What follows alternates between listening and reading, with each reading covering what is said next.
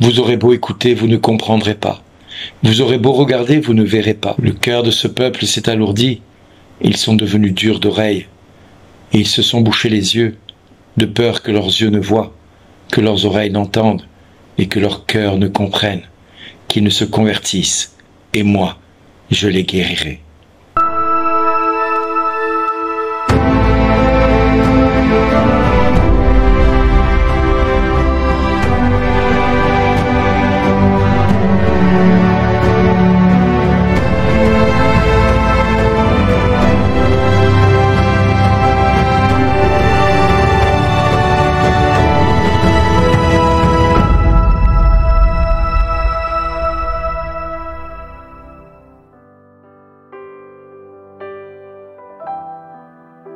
Bonjour les amis.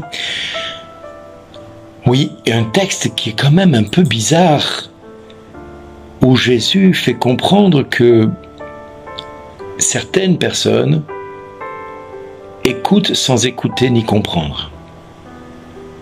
Ça me fait penser à des personnes qui dans le passé ont essayé de comprendre les mystères de Dieu en faisant de la théologie, en essayant de comprendre comment Dieu voulait se rendre présent, comment Dieu pouvait parler aux hommes aujourd'hui. Alors ils ont mis leur science et leur savoir pour essayer de découvrir Dieu. Alors ils ont sorti la théologie, la science d'étudier Dieu, la science pour connaître Dieu. Mais bien à mal à ceux qui ont essayé de faire cela, parce que je suis désolé de dire que tous ceux qui ont fait de la théologie, comme moi j'en ai fait 7 ans, 7 ans et demi de théologie dogmatique, je peux vous dire que ça ne m'a jamais donné la foi. Non, ça m'a peut-être fait comprendre comment les hommes sont compliqués dans leur tête et que Dieu est simple. Ça, je l'ai vite compris. Mais ce que je retiendrai dans cet évangile de ce jour, c'est que vous aurez beau écouter, vous ne comprendrez pas. Vous aurez beau regarder, mais vous ne verrez pas. Pourquoi ? Parce que le cœur de ce peuple s'est alourdi. Ils sont devenus durs d'oreilles. Ils se sont bouchés les yeux, de peur que leurs yeux ne voient, que leurs oreilles n'entendent, que leur cœur ne comprenne et qu'ils ne se convertissent. Et oui, parce que s'ils s'étaient convertis, alors Jésus aurait pu les guérir. Mais voilà, ils ont des oreilles mais n'entendent pas, des yeux mais ne voient pas. Heureux vos yeux parce qu'ils voient, vos oreilles puisqu'elles entendent. Mais mes amis, ne vous réjouissez pas de voir ce que vous voyez, même si beaucoup de saints et de prophètes et de justes ont désiré voir ce que vous voyez par moments et entendre ce que vous entendez. Eh bien oui, eux ne l'ont pas entendu, ils ne l'ont pas vu. Mais vous, vous êtes appelés à le voir et à l'entendre.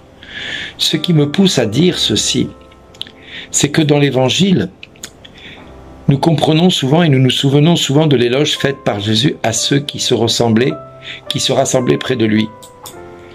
Et il leur disait souvent de belles paroles. Heureux êtes-vous, heureux les cœurs purs, heureux les pauvres de cœur, etc.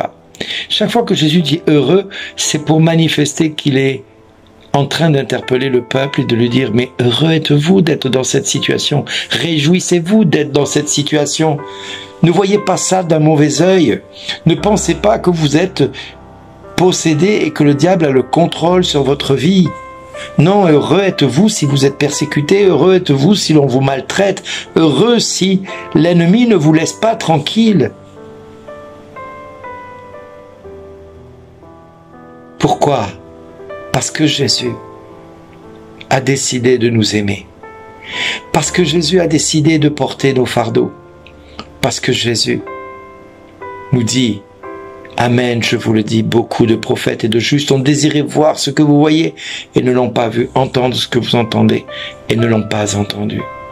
Alors avec lui arrive toute la plénitude des temps et nous nous tournons vers lui et nous trouvons dans cette plénitude le temps du Christ, le temps de la rédemption, le temps du salut. Il est vrai que nous n'avons pas vu Jésus de nos yeux pour la plupart, et heureux ceux qui ont pu le voir. Mais par contre, nous avons connu et nous le connaîtrons. Nous avons reconnu qu'il était venu. Nous avons entendu sa voix à travers sa parole. Et nos oreilles ont entendu ce que nous devions entendre. Par contre, la connaissance de la foi, qui nous donne bien qu'elle ne soit pas sensible, elle est connaissance authentique de la parole. Elle nous met en contact avec la vérité vraie du Christ et donc nous remplit de joie et de bonheur. Alors rendons grâce, mes amis, pour la foi chrétienne que nous avons reçue. Cette foi qui nous fait pousser des ailes. Vous savez, les ailes qui nous élèvent. Le poids des ailes qui ne sont pas là pour nous alourdir, mais pour nous élever. Soyons heureux d'être par moments maltraités par l'ennemi. Faisons en sorte que notre relation avec Jésus, cette intimité, soit une intimité qui devienne de plus en plus proche et non lointaine. Ainsi, nous serons comme les disciples qui étaient près de lui, qui l'écoutaient et qui le virent s'agiter et se manifester à tel endroit et faire ceci à tel autre. Ne regardons pas Jésus en passant du présent au passé sans cesse, mais passons du présent au présent pour regarder l'avenir avec sérénité. Soyons réellement dans le temps de Dieu qui est le temps qui ne finit pas puisqu'il est l'éternel je suis. Alors, dans chaque prière eucharistique, il nous fait la grâce de le recevoir dans son corps et dans son sang. Il nous assure cette proximité avec lui. Il se fait tellement petit qu'il peut venir en nous pour que nous n'ayons pas le sentiment d'avoir été abandonnés. Il nous fait réellement ce cadeau. Alors bienheureux sommes-nous, car nous regardons avec nos yeux et nous écoutons avec nos oreilles de la foi. Chaque fois que nous recevons le corps du Christ dans nos mains, nous disons « Seigneur, je ne suis pas digne de te recevoir, mais dis seulement une parole et je serai guéri. » Alors nous recevons non plus l'image de Dieu, mais nous recevons ce qu'il a donné de plus grand, de plus merveilleux, son corps et son sang. Il vient à nous et il vient demeurer en nous. Il fait de notre vie son temple. Il fait de nous des êtres nouveaux.